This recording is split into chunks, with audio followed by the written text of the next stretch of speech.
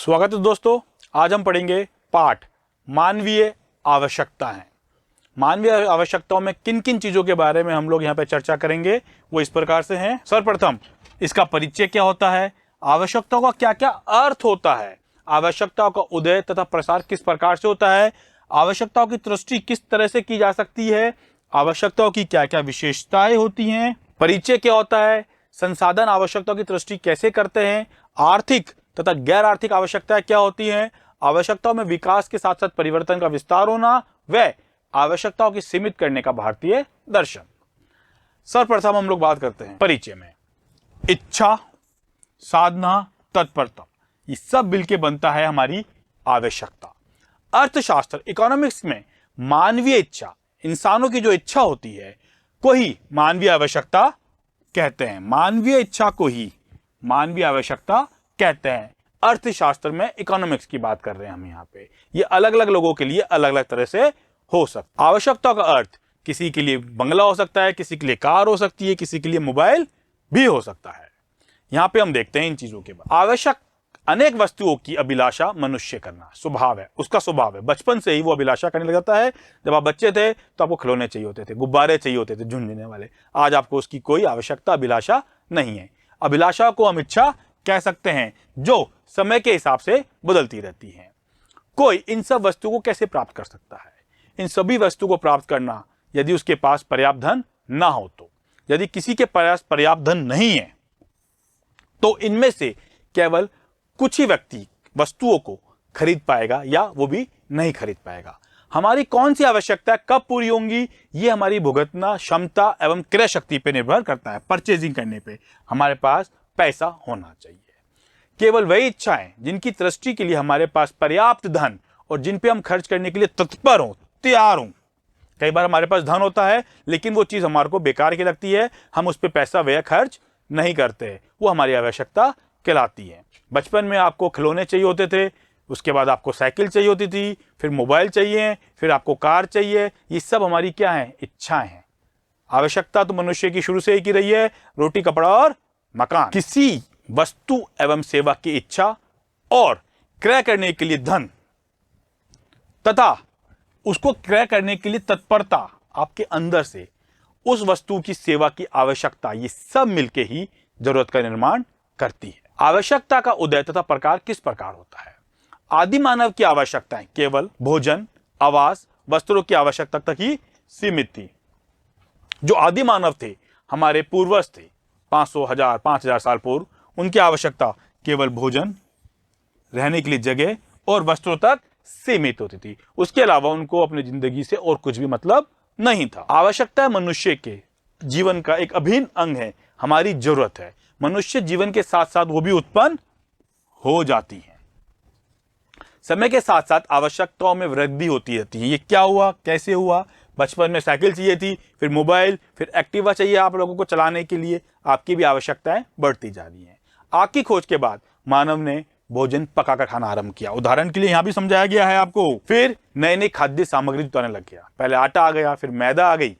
इस प्रकार मनुष्य को स्वाद का प्रसार प्रारंभ हो गया। उसको समझ में आने लग गया कि स्वाद क्या चीज होती है, रोटी कैसे पका के खाई जाती है। रोटी में स्वाद बढ़ गया उसके लिए, क्योंकि उसको आग से पकाना सीख। जीवन को और बेहतर बनाने के प्रयास में मनुष्य ने नए नए वस्त्रों की खोज की। हमारे बाप दादा धोती कुर्ता पहनते थे, उसके बाद हम लोग पैंटों पे आ गए, हमारे बाप फिर जींसों पे आ गए।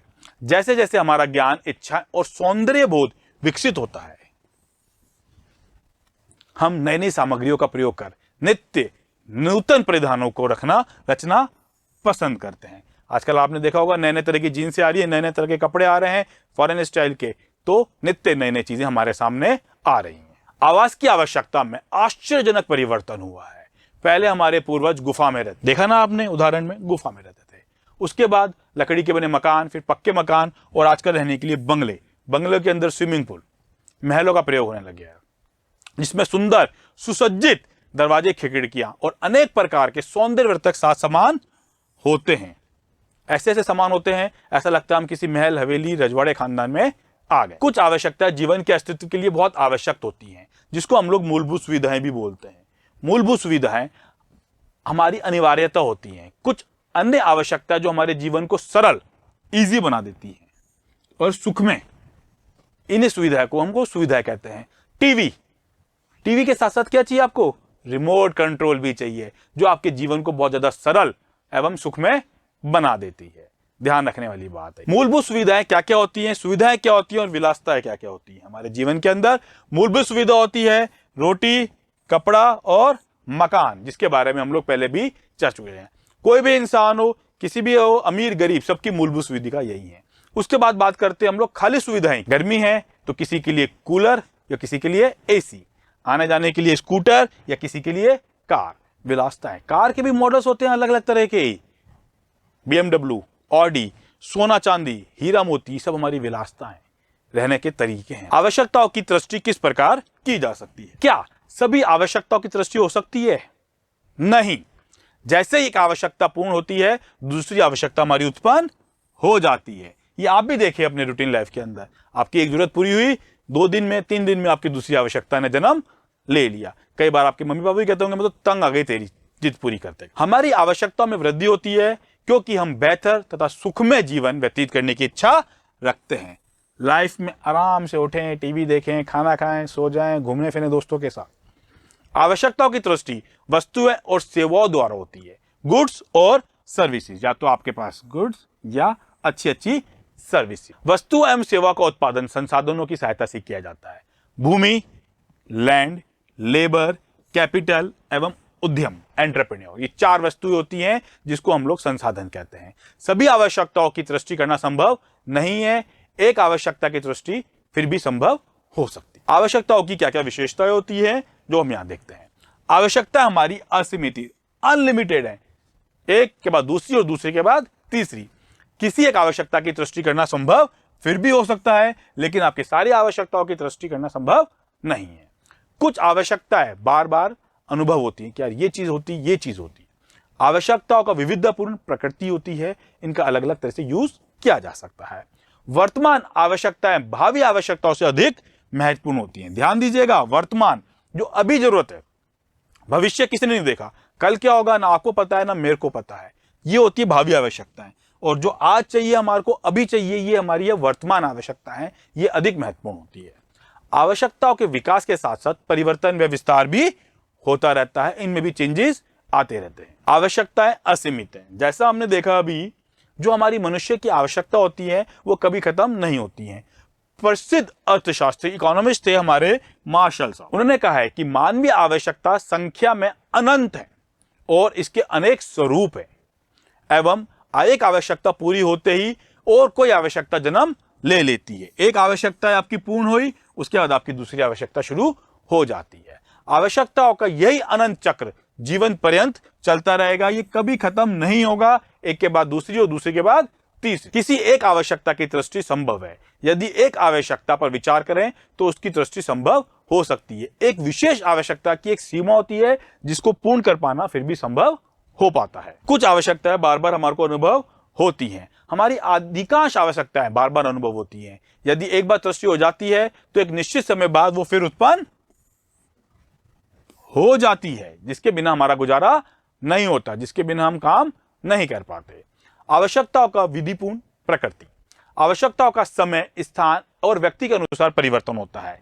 किसी की समय, स्थान और व्यक्ति, आज मेरी जरूरत कार है तो हो सकता है आपकी जरूरत मोबाइल हो, तो आपकी मम्मी की जरूरत एक नेकलेस हो, आपकी पापा की जरूरत एक शानदार मकान हो। तो इस समय, स्थान और व्यक्ति के अनुसार परिवर्तन होती रहती है। लोगों की आय में वृद्धि, इनकम तथा फैशन में परिवर्तन, कपड़े चेंज हो रहे हैं, जूते चपड़े पहने हो रहे हैं, मोबाइल चेंज हो रहे हैं रोज, अनेक विलासिता वस्तुओं का उपयोग लगातार बढ़ता जा रहा है। वर्तमान आवश्यकताएं और भावी आवश्यकताओं से अधिक महत्वपूर्ण होती है, जिसके बारे में मैंने आपको अभी भी समझाया था। वर्तमान की आवश्यकताएं जो आज हमारी जरूरत है और भावी जो भविष्य में जिस चीज की जरूरत पड़ेगी। हमें अपनी भविष्य की आवश्यकताओं की इतनी चिंता नहीं करनी चाहिए, क्योंकि भविष्य हमेशा अनिश्चित होता है। कल का नहीं पता, परसों का नहीं पता, अगले 1 घंटे का नहीं पता हमारे को, तो हमको जो हमारी आज की जरूरत है उनके बारे में ध्यान देना चाहिए। आवश्यकताओं में विकास के साथ साथ परिवर्तन व विस्तार होता रहता। आवश्यकताओं में परिवर्तन किस प्रकार हो रहे हैं? पहले ग्रामीण क्षेत्रों में अधिक टेलीफोन नहीं होते थे, परंतु आजकल अपने सगे संबंधियों से बात करने के लिए, संपर्क बनाए रखने के लिए सभी के लिए आवश्यक साधन बन गया है। टेलीफोन घर घर की आवश्यकता हो गई है। आप खुद देखें, आपके घर के अंदर 3-4 मोबाइल तो आराम से उपलब्ध हो जाएंगे, मिल जाएंगे। जो लोग पहले टेलीफोन का प्रयोग करते थे वो अब मोबाइल का फोन प्रयोग करने लग गए हैं। मोबाइल भी स्मार्टफोन आ गया है, स्मार्टफोन के अंदर भी इंटरनेट आ गया है और अन्य सुविधाएं आपको रोजमर्रा की चाहिए। संसाधन आवश्यकताओं की दृष्टि कैसे करता है? जैसे आवश्यकताओं की दृष्टि वस्तु और सेवा के द्वारा होती है, इन वस्तुओं और सेवाओं का उत्पादन करने के लिए संसाधनों का प्रयोग किया जाता है। बढ़ती हुई आवश्यकताओं के साथ साथ हम संसाधनों का भी अधिक प्रयोग कर रहे हैं। कुछ होती हैं प्राकृतिक और कुछ होती है हमारी मानव निर्मित। उदाहरण देना चाहूंगा मैं यहां पे आपको। हवा, वायु जिससे हम लोग सांस लेते हैं, ये भगवान द्वारा है, ये प्राकृतिक है। और अभी कोरोना काल के अंदर आप लोगों ने देखा होगा कि इंसान ने भी ऑक्सीजन बनाई थी जो सिलेंडर के रूप में लोगों की नाक के ऊपर लगी थी, वो थी मानव निर्मित। संसाधनों का वर्गीकरण। संसाधन 4 प्रकार के होते हैं: भूमि, श्रम, पूंजी और उद्यम। लैंड, लेबर, कैपिटल और एंटरप्रेन्योर। ये चारों चीजें, संसाधन बहुत जरूरी होते हैं। इनके बिना कोई भी उत्पादन संभव नहीं होता। आगे देखते हैं। सभी वस्तु और सेवा के उत्पादन के लिए इन संसाधनों का प्रयोग अत्यंत आवश्यक होता है। क्या आवश्यकताओं की भांति संसाधन भी असीमित हैं? आवश्यकताओं की तुष्टि करने के लिए जिन संसाधनों का प्रयोग करते हैं वो सीमित हैं और वो दुर्लभ हैं, यानी कि वो जल्दी से आसानी से उपलब्ध नहीं होते हैं। विकास के साथ साथ नई वस्तुओं का आविष्कार होता है जिससे हमारी आवश्यकताओं की वृद्धि होती रहती है। नई नई वस्तु आएंगी, हमको नई वस्तुएं चाहिए तो आवश्यकता हमारी बढ़ती जा रही है। आर्थिक एवं गैर आर्थिक आवश्यकता, जैसा कि नाम से समझ में आ रहा है, आर्थिक गैर आर्थिक आवश्यकता है। आवश्यकताएं असीमित होती है जिसके बारे में हम देख चुके हैं। उनका स्वरूप प्रत्येक व्यक्ति के लिए अलग अलग हो सकता है। आपके लिए अलग है और मेरे लिए अलग होता है। आवश्यकताओं की पूर्ति के लिए अनेक वस्तुएं एवं सेवाओं का प्रयोग किया जाता है। उन वस्तुओं और सेवाओं को हम बाजार से कुछ कीमत चुकाकर खरीद के लाते हैं, पैसा देकर। जिन आवश्यकताओं की दृष्टि बाजार से वस्तुओं को सेवा द्वारा दी जाती है उन्हें हम लोग आर्थिक आवश्यकताएं कहते हैं। और कुछ आवश्यक वस्तुएं बिना बाजार से खरीदारी के ही हमको प्राप्त हो जाती हैं। ऐसी आवश्यक वस्तुओं को हम लोग गैर आर्थिक आवश्यकताओं के नाम से जानते हैं। आवश्यकताओं में विकास के साथ साथ परिवर्तन और विस्तार भी समय के साथ साथ होता रहा है। आवश्यकताओं में विकास के साथ साथ परिवर्तन और विस्तार होता रहता है। प्राचीन काल में मानव भोजन, वस्त्र तथा आवास आदि की साधारण वस्तुओं से संतुष्ट था, परंतु विकास के साथ साथ इन आवश्यकताओं की प्रकृति तथा संख्या में भी वृद्धि हो गई है। हमारे खाने की भोजन के आवश्यकता के अनुसार परिवर्तन हो गया है।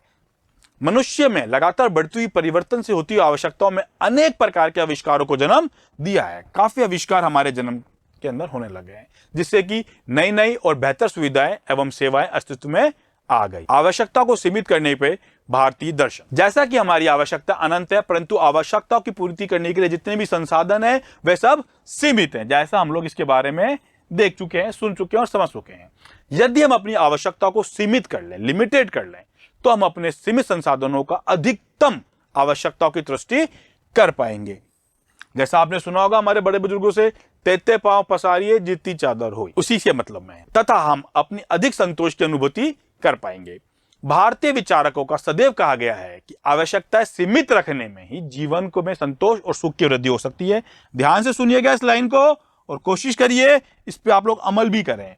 मैं फिर बोलना चाहूंगा, आवश्यकताएं सीमित रखने में ही जीवन में संतोष और सुख में वृद्धि होती है, वरना आप हमेशा परेशान रहेंगे, मेरे पास आईफोन नहीं आया, मेरे पास ये नहीं हुआ, मेरे पास वो नहीं। इसमें हम एक सुखी जीवन व्यतीत करने में हमको सहायता मिलती है। इस चैप्टर के लिए इतना ही। अगले चैप्टर में आपसे फिर मुलाकात होगी, तब तक के लिए नमस्कार।